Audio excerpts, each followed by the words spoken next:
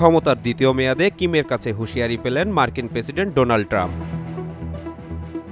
নিজেদের ভূখণ্ডের সুরক্ষা নিয়ে যদি উদ্বেগ থাকে তাহলে যুক্তরাষ্ট্রের হুমকি দেওয়া বন্ধ করা উচিত।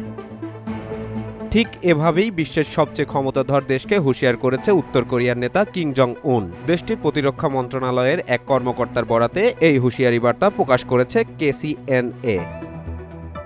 উত্তর কোরিয়ার রাষ্ট্রীয় এই সম্প্রচার মাধ্যম বলছে, যুক্তরাষ্ট্রের মূল ভূখণ্ডে আঘাত হানতে সক্ষম এমন আন্তঃমহাদেশীয় ব্যালিস্টিক মিসাইল রয়েছে পিয়ংইয়ংয়ের কাছে।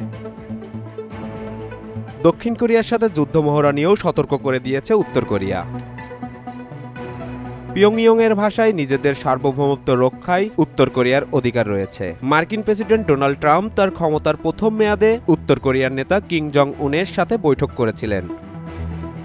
দেশটিকে চাপ না দিয়ে বন্ধুত্বপূর্ণ আলোচনার মাধ্যমে সম্পর্ক উন্নয়নের চেষ্টাও করেছিলেন, তবে সেবার তার ওই প্রচেষ্টা ব্যর্থ হয়েছিল।